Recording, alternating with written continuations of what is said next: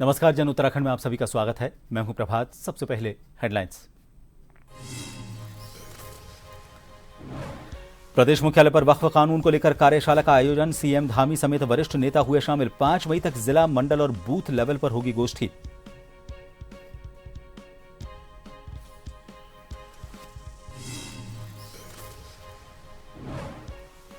काशीपुर दौरे पर रहे पूर्व विधायक भगत सिंह कोश्यारी। स्वर्गीय कैलाश चंद गहतोड़ी के आवास पर जाकर दी श्रद्धांजलि। कहा वो एक जनसेवक और अच्छे विधायक थे।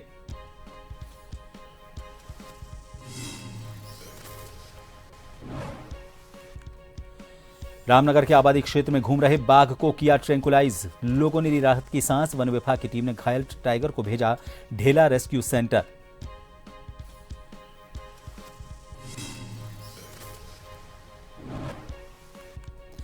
बढ़ती गर्मी के बीच पहाड़ों का रुख करने लगे पर्यटक। देहरादून मसूरी में सैलानियों का लगा तांता। सड़कों पर भारी ट्रैफिक जाम। मौसम विभाग ने जताया बारिश का पूर्वानुमान।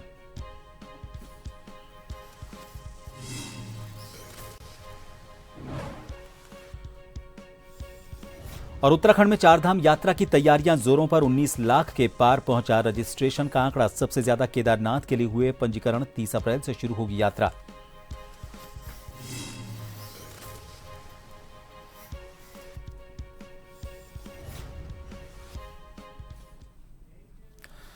मुख्यमंत्री पुष्कर सिंह धामी ने कहा है कि धार्मिक छेड़छाड़ किए बिना उत्तराखंड में वक्फ की एक एक इंच भूमि की जांच और देखभाल की जाएगी।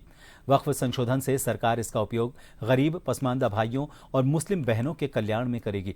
वहीं वक्फ बोर्ड में हुए संशोधन के बाद भाजपा जगह जगह कार्यशाला आयोजित कर मुसलमानों को वक्फ बोर्ड से होने वाले फायदे बता रही है। इधर कांग्रेस ने वक्फ बोर्ड संशोधन पर सवाल उठाए। बतौर वक्फ बोर्ड अध्यक्ष शादाब शम्स ने कहा कि कांग्रेस प्रदेश में भ्रम फैला रही है।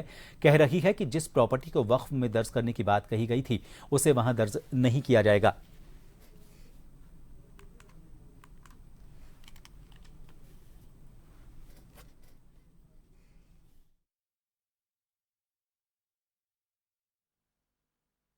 विपक्ष भ्रम फैलाने की कोशिश कर रहा है और वो कह रहा है कि जो प्रॉपर्टीज को वक्फ में दर्ज करने के लिए कहा गया है वो प्रॉपर्टी वक्फ में दर्ज नहीं की जा रही है, तो वक्फ अमेंडमेंट एक्ट आने के बाद ये प्रॉपर्टी दर्ज नहीं की जाएंगी।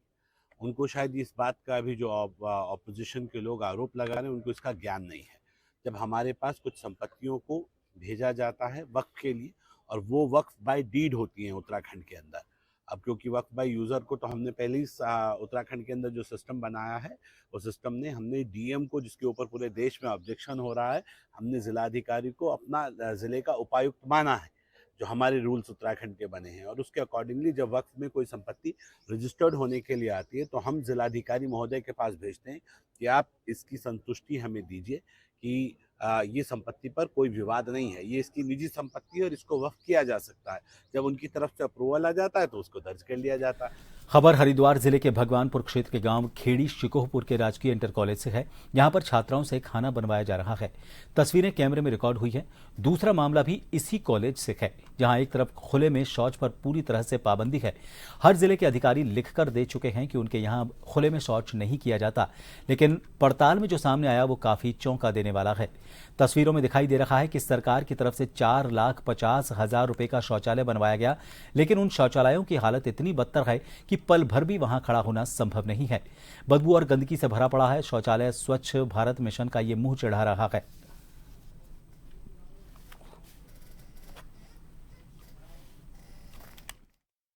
चलिए, आपने ये मैं इनफैक्ट परसों ही गया था उस विद्यालय में, तो उस तरीके की मैंने सारे बच्चों से बात भी की थी। ये कोई समस्या किसी भी बच्चे ने मेरे सामने नहीं रखी। अब आपके माध्यम से मुझे पता चल रहा है, मैं तत्काल इस पर जो भी इफेक्टिव एक्शन होगा वो लूँगा और ये समस्या अगले आपको। शिक्षा का जो अपना मद है उसमें बहुत पैसा है और पता नहीं हमें कहाँ बंदर बांट हो रहा। इसमें प्रधानों को तो अलग कर दिए थे। अब ना तो कोई मास्टर जो है प्रधान से पूछे क्या करना क्या नहीं करना। अगर आगे प्रधान ही अपना आप देख ले तो है, नहीं तो मास्टरों को तो सरकारी नौकरी मिल रही और जो है उनका शिक्षा का अपना मद है, अपने मद से वो कार्य करा रहे, अच्छा करा रहे या मंदा करा रहे। आगे बात करें तो वो यूँ कहें कि प्रधान जी आपको क्या मतलब है। रुक करेंगे अगली खबर का। खबर है रामनगर से। उत्तराखंड के रामनगर में कुछ दिन पहले कांग्रेस के पूर्व विधायक रणजीत सिंह रावत ने बिजली के स्मार्ट मीटरों का विरोध कर उन्हें तोड़कर सरकार पर गंभीर आरोप लगाए थे। कांग्रेस नेता के आरोपों के बाद अब भाजपा के नेता स्मार्ट मीटर के बचाव में उतर आए हैं। रामनगर में भाजपा के 2 वरिष्ठ नेताओं में इस मामले में बयान को लेकर गुटबाजी देखने को मिल रही है। हल्द्वानी के मेयर गजराज सिंह बिष्ट ने जहां एक और कांग्रेस नेता पर हमला बोलते हुए उन पर गुंडागर्दी का आरोप लगाया, तो वहीं कुछ देर बाद उत्तराखंड मंडी परिषद के अध्यक्ष डॉक्टर अनिल कपूर डब्बू और रामनगर के विधायक दीवान सिंह बिष्ट के अलावा पार्टी के कुछ नेताओं ने इसी मुद्दे को लेकर प्रेस कॉन्फ्रेंस कर डाली। दोनों नेताओं का मुद्दा एक ही था, जो जनता में भ्रम की स्थिति पैदा हो रही है।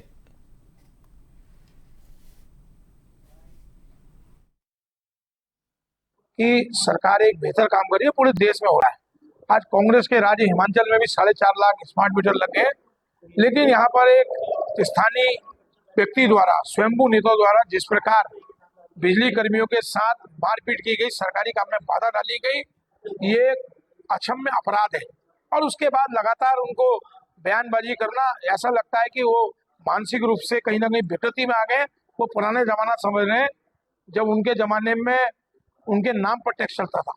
भारतीय जनता पार्टी उनके इस कृत्य की भर्त्सना करती है और निश्चित रूप से कहीं ना कहीं कानून अपना काम करेगा। हल्द्वानी में पुलिस अधिकारी ने खुलासा करते हुए बताया कि हल्द्वानी शहर में भारी तादाद में नकली अंग्रेजी और देशी शराब बनाकर पौवे में बेची जा रही है। एसओजी को खबर मिली तो जाल बिछाकर नकली शराब बनाने वालों का भंडाफोड़ करते हुए अपर पुलिस अधीक्षक ने बताया कि रामपुर रोड ब्रिजपाल ट्रेडर्स के बगल में कुछ लोग नकली शराब बनाने का काम कर रहे थे। एसओजी और स्थानीय पुलिस ने छापा मारकर 2 आरोपियों को गिरफ्तार किया। इनके पास से 40 लीटर कच्ची शराब, 20 लीटर स्प्रिट और सरकारी शराब के लेबल बरामद हुए।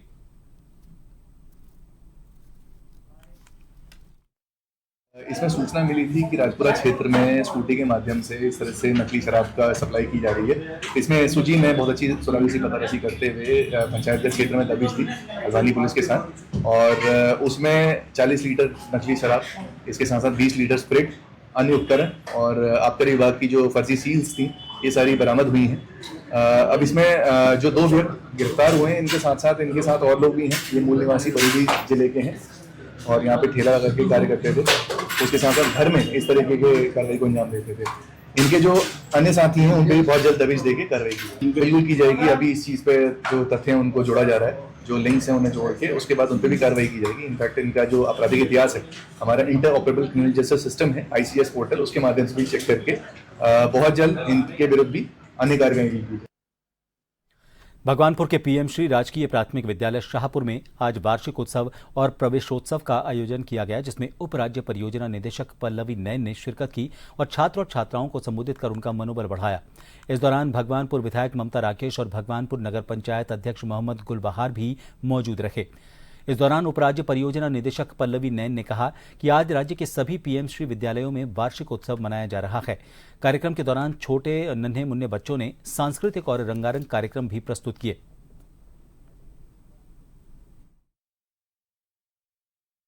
आज जो है पूरे राज्य में सभी विद्यालयों में, सभी राजकीय विद्यालयों में जो है प्रवेशोत्सव मनाया जा रहा है। ये जो कार्यक्रम है ये काफ़ी वर्ष से विद्यालय शिक्षा विभाग इसको कर रहा है।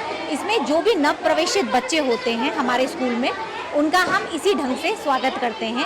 उनको जो भी उनकी ज़रूरत की चीज़ें हैं वो दी जाती हैं, प्लस उनका हार पहना के स्वागत किया जाता है। आप लोगों ने देखा भी अभी कि किस तरह उनको सबको स्वागत किया गया।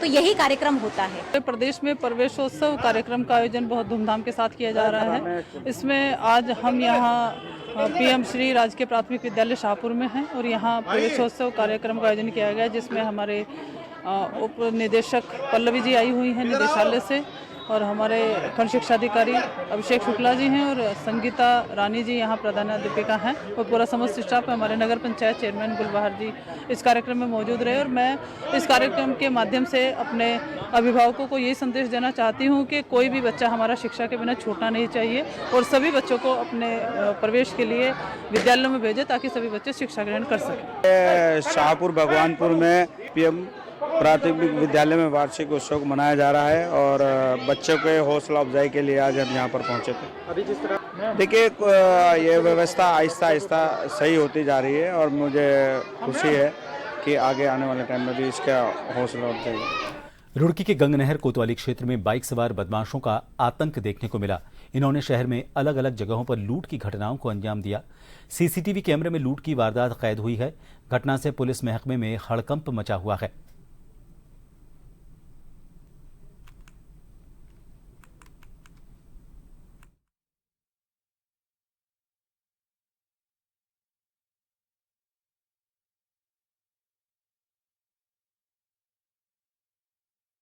एक बार फिर आप सभी का स्वागत है। चारधाम यात्रा का आगाज होने को है। हरिद्वार में चंडी घाट पर बन रहा फ्लाईओवर इस बार भी चारधाम यात्रा से पहले शुरू नहीं हो सकेगा।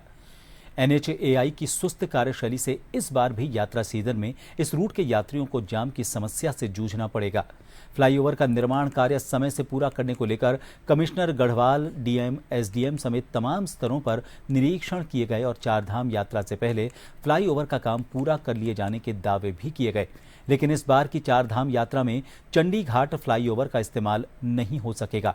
अब कांवड़ यात्रा से पहले जून जुलाई में पुल का काम पूरा होने का दावा किया जा रहा है।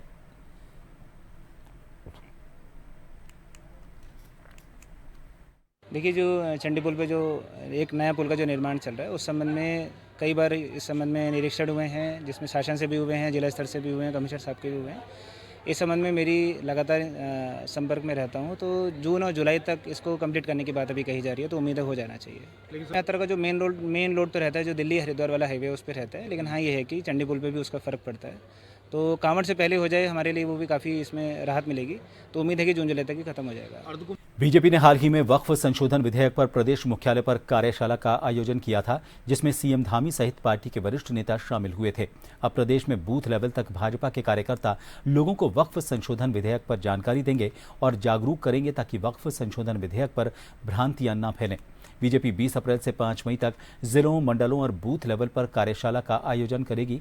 इस पर निशाना साधते हुए कांग्रेस उपाध्यक्ष सूर्यकांत धस्माना ने कहा कि भाजपा का काम घर घर जाएंगे और नफरत फैलाएंगे वाला है। सूर्यकांत धस्माना ने हमला करते हुए कहा कि भाजपा हमेशा हिंदू मुस्लिम, हिंदुस्तान पाकिस्तान करती है और लोगों को लड़वाने का काम करती है। इस पर भाजपा विधायक विनोद चमोली ने कांग्रेस पर पलटवार किया। विनोद चमोली ने कहा कि कांग्रेस परेशान है क्योंकि उनके आकाओं पर चोट पहुंच रही है।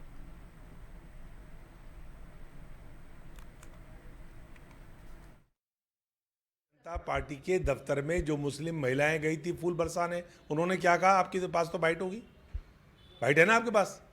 भारतीय जनता पार्टी के दफ्तर में जो महिलाएं फूल बरसा रही थी, उन्होंने कहा वक्फ में कोई भी तब्दीली हमारे खिलाफ जो है हमको मंजूर नहीं है।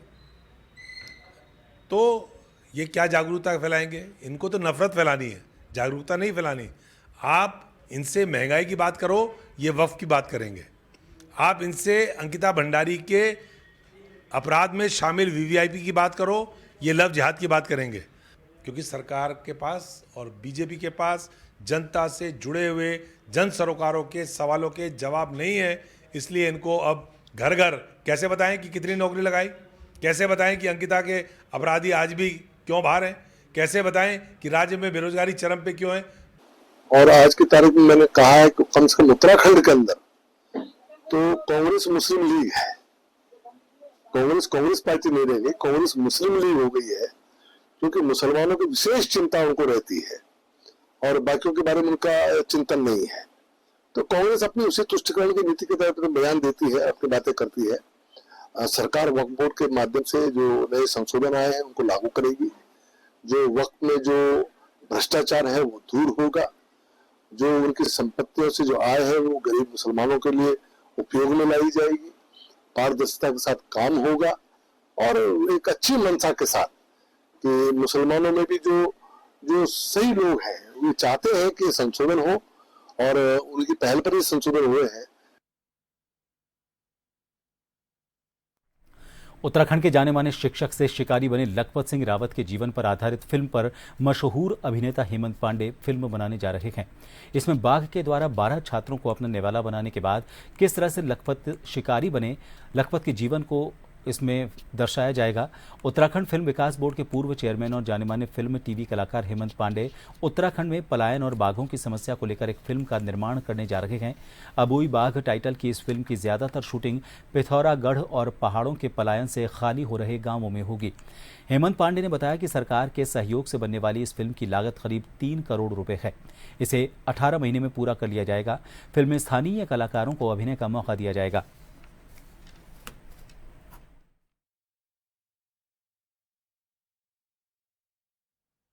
देखिए, सबसे पहली बात तो ये है कि मैं जिस गांव में मेरा जन्म हुआ, जिस गांव ने मुझे यहाँ तक पहुँचाया, जिस मिट्टी ने, मैं अब सबसे पहले उस मिट्टी में शूटिंग विलेज की स्थापना करता हूँ, जिसमें हम बहुत सारे छोटे बड़े प्रोड्यूसर को बुला के शूटिंग करवा सकते हैं। जो घर पुराने हैं, टूटे हैं, फूटे हैं, अच्छे हैं, नए हैं, वो सब काम आएंगे।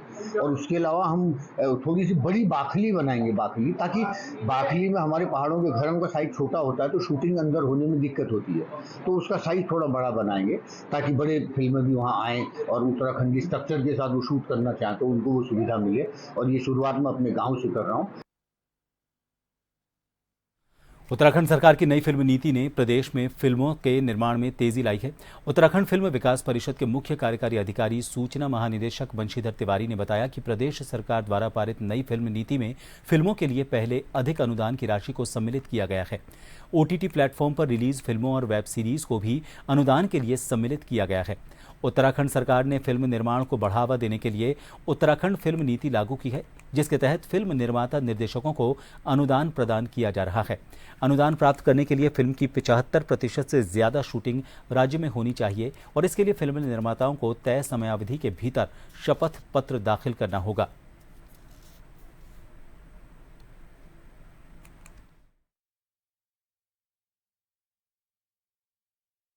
एक तो पहले जो फीचर फिल्म्स हैं उनकी जो सब्सिडी है उसको बढ़ाया गया है, उसको 3 करोड़ तक किया गया है। जो आंचलिक फिल्में हैं उसकी भी सब्सिडी हम लोगों ने 25 लाख से बढ़ा करके 2 करोड़ किया है। साथ ही साथ OTT वेब सीरीज और टीवी सीरियल्स जो निर्माण होते हैं उनको भी हम लोगों ने नई फिल्म नीति के माध्यम से सब्सिडी के दायरे में ले आए हैं। साथ ही साथ जो हमारे कम प्रसिद्ध वाले जगह हैं जहाँ पर फिल्में शूट नहीं होती है, नई जगह पर कोई शूट करेगा तो उसके लिए अलग से हम लोगों ने धनराशि की व्यवस्था की है। करने के लिए या लालच देने के लिए या झूठ बोलने के लिए या झूठा आश्वासन देने के लिए या आपकी कल्पनाओं को आपके मरते दम तक बरकरार रखने के लिए ऐसी बातें कर सकता है। लेकिन मैं अपने 35 सालों के वर्ष के बाद, ये अनुभव के बाद ये कह सकता हूँ कि हमारे यहाँ फिल्म सिटी की आवश्यकता है। उस तरह पे पैसा खर्च करके तो नहीं है, हमारी तो वैसी, हमें स्वर्ग मिला हुआ है, हमें वैसी देवभूमि मिली है। यहाँ ये है कि जहाँ शूटिंग वालों के लिए सुख सुविधाएं हैं, जहाँ कलाकारों के रहने की सुविधाएं हैं, उन चीज़ों को डेवलप करें। हल्द्वानी नगर निगम के मेयर गजराज सिंह बिष्ट रामनगर में भाजपा के वरिष्ठ नेता हरीश चंद्र सती के आवास पर पहुंचे। यहां पर कार्यकर्ताओं ने उनका जोरदार स्वागत किया। हल्द्वानी मेयर गजराज सिंह बिष्ट ने कहा कि बिजली के स्मार्ट मीटर को लेकर कांग्रेस के लोग जनता में भ्रम फैलाने का काम करने के साथ ही गुंडागर्दी और अराजकता पर उतर आए हैं। उन्होंने कहा कि उत्तराखंड ही नहीं बल्कि देश के कई राज्यों में लगाए जा रहे हैं, लेकिन कहीं भी ऐसा माहौल देखने को नहीं मिल रहा। उन्होंने कहा कि हालांकि उसी जगह इन मीटरों में तकनीकी कमियों के कारण कुछ शिकायतें भी मिली हैं, जिन्हें अधिकारियों द्वारा दूर भी किया गया है।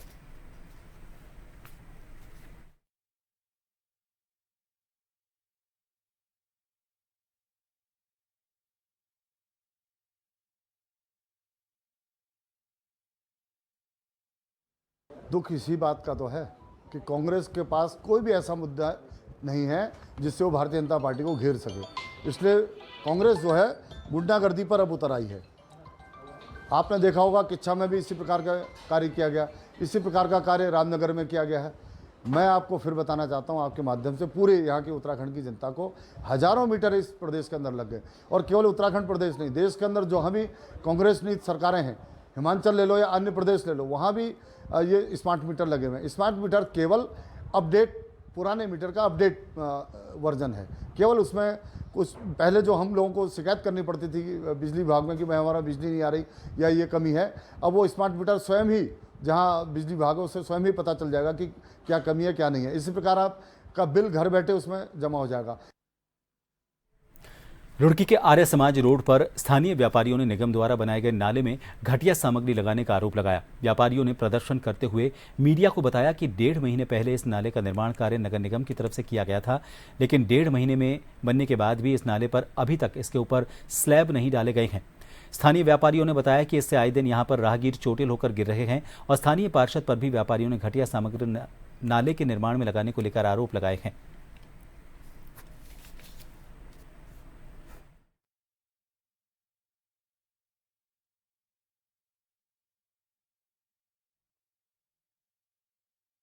नगर निगम द्वारा अभी कोई भी कार्य, हमारे टेंडर तो हुए हैं, उनका वर्क ऑर्डर नहीं हुआ है। ये जो कार्य है मैंने मेयर साहब से और अधिकारियों से मिल करके जिस प्रकार से यहाँ रोज कोई इस नाले में गिर रहा था या कोई चोटिल हो रहा था, तो मैंने अधिकारियों से मिल करके रिक्वेस्ट करके किस तरीके से मैंने इसके स्लैब वगैरह थपवाए। जिस दिन ये कवर्ड होगा उसके लिए भी मैं आपके माध्यम से, चैनल के माध्यम से बता रहा हूँ कि बुधवार को ये स्लैब पड़ेंगे। और ये स्लैब 3 दिन हो गए नगर निगम के अंदर कंटिन्यू रोजाना थापे जा रहे हैं। 1.5 महीना हो गया इस काम को करते हुए इन लोगों को। 1.5 महीने से जो है मेरी शॉप भी बंद है। आज मैंने टेंट वालों के यहाँ से मेज मंगा के तो अपनी दुकान का शटर खोला है। और मेरी बात कई बार हो चुकी पार्षद जी से, तो वो यही कहते हैं कि हाँ अभी आज करा देंगे, कल करा देंगे, लेकिन आज तक कवर नहीं कराए गए ये नाले। और पूरे दिन यहाँ जो है रेता उड़ता रहता है सड़क से। इसकी गुणवत्ता बिल्कुल ख़राब है। सड़क की इसकी जाँच होनी चाहिए। तो इस बात हुई थी मेरी, उन्होंने बोला कि हम आज कल में करा देंगे इसे, लेकिन सड़क की गुणवत्ता के बारे में कोई उन्होंने कब बात नहीं की। स्लैब की बात हुई थी तो कह रहे कि 1-2 दिन में करा देंगे, और इस बात को भी आज 15 दिन हो गए, लेकिन 15 दिन से कुछ नहीं हुआ। इन सभी खबरों के साथ फिलहाल के लिए इस बुलेटिन में इतना ही। नमस्कार।